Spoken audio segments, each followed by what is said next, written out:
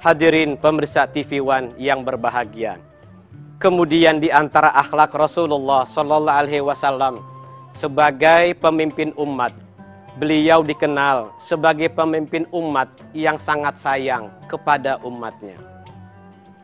Pernah diceritakan dalam sebuah hadis bahwa Rasulullah Sallallahu Alaihi Wasallam pernah ditanya oleh Aisyah radhiyallahu anha. Kata Aisyah, "Ya Rasulullah, pengalaman pahit apa yang pernah engkau alami selain pada perang Badar?" Kita tahu hadirin bahwa perang Badar merupakan perang yang sangat dahsyat, di mana pasukan muslim saat itu berjumlah 313, sementara pasukan orang-orang kafir Quraisy 3 kali lebih lipat jumlahnya dari pasukan tentara muslim.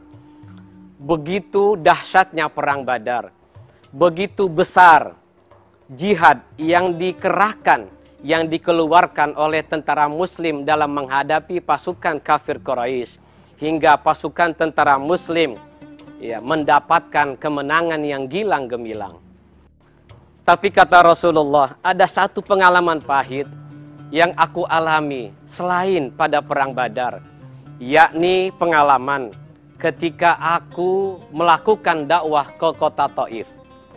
Diceritakan oleh para ahli sejarawan bahwa ketika Rasulullah Shallallahu Alaihi Wasallam berdakwah ke kota Taif dengan ditemani oleh Zaid bin Harisah dengan berjalan kaki. Setibanya di kota Taif, ternyata bukan sambutan yang hangat yang beliau terima. Akan tetapi penduduk kota Taif yang dihuni oleh kabilah Bani Saqif itu tidak menyambut beliau dengan sambutan yang hangat. Akan tetapi sebaliknya, ejekan, cacian, makian yang diterima oleh Rasulullah Sallallahu Alaihi Wasallam. Bahkan anak-anak kecil di kota Taif, mereka melemparkan batu-batu kerikil kepada Rasulullah Sallallahu Alaihi Wasallam hingga tumit beliau berlumuran darah. Begitu pedih, begitu dalam kesedihan yang dialami oleh Rasulullah Sallallahu Alaihi Wasallam, hingga kemudian beliau balik arah dan beliau beristirahat di sebuah kebun. Disitulah kemudian Malaikat Jibril pun ikut menangis, ikut bersedih melihat kesedihan yang dialami oleh Rasulullah Sallallahu Alaihi Wasallam. Seketika itu juga Malaikat Jibril menawarkan pilihan yang datang dari Allah Subhanahu wa Ta'ala. "Ya Muhammad, sekiranya engkau berkenan, maka kedua gunung yang ada di kota Taif ini akan aku tumpahkan, akan aku luluh lantahkan kepada penduduk kota Taif semuanya, sehingga mereka menjadi hancur lebur." Tapi apa jawab Rasulullah Sallallahu Alaihi Wasallam? "Jangan engkau lakukan itu, wahai malaikat Jibril. Aku berdoa mohon kepada Allah Subhanahu wa Ta'ala, semoga Allah mengeluarkan dari mereka anak-anak cucu mereka kelak di kemudian hari yang mau beriman kepada Allah Subhanahu wa Ta'ala.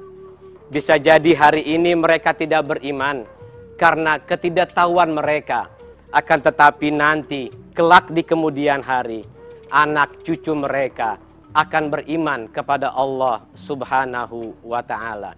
Begitu sayangnya Rasulullah Sallallahu Alaihi Wasallam kepada umatnya, sehingga beliau tidak mau umatnya ditimpa bencana.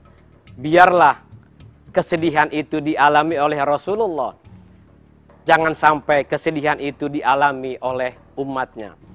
Bahkan kita juga bisa melihat bagaimana detik-detik akhir wafatnya Rasulullah Sallallahu Alaihi Wasallam. Yang diingat oleh beliau adalah ummati, ummati, ummati. Umatku, umatku, umatku. Bukan dirinya yang dipikirkan, akan tetapi bagaimana nasib umatku di kemudian hari. Apakah mereka akan masuk ke dalam surga atau masuk ke dalam neraka. Akan tetapi kemudian datang kabar gembira dari malaikat Jibril yang merupakan wahyu dari Allah Subhanahu wa Ta'ala.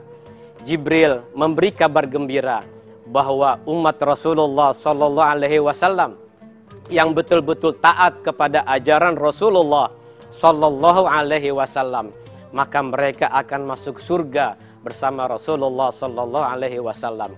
Dan seketika itu juga Rasulullah dengan tenang melepaskan nyawanya yang terakhir.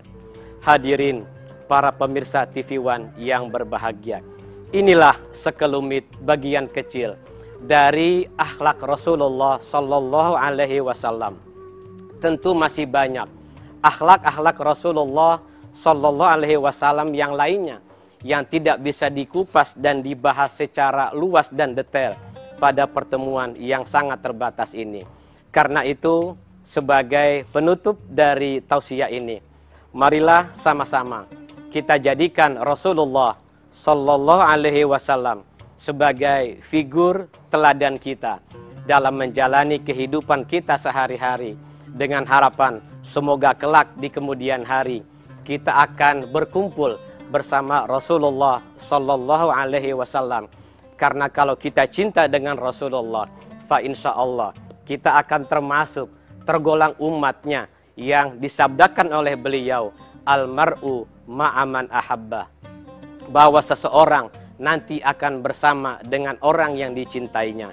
Kalau kita cinta dengan Rasulullah, fa insya Allah nanti kita akan bersama, berkumpul, masuk ke dalam surga bersama Rasulullah Sallallahu Alaihi Wasallam. Inilah pesan singkat yang bisa saya sampaikan. Semoga tausiah dan pesan singkat ini dapat memberikan manfaat besar bagi kita semua, terutama saat ini, di saat bangsa Indonesia sedang menghadapi krisis multidimensi, termasuk diantaranya adalah krisis figur, krisis teladan. Ya, karena itu, dengan memperingati kelahiran Maulid Rasulullah Sallallahu Alaihi Wasallam di bulan Rabiul Awal ini, mari sama-sama kita tumbuhkan kecintaan kita, mahabbah kita kepada Rasulullah Sallallahu Alaihi Wasallam, sehingga kita pun termasuk umatnya yang dicintai oleh beliau. Amin ya Rabbal Alamin. Terima kasih atas segala perhatian. Mohon maaf manakala di sana sini ditemui kekurangan dan kekhilafan.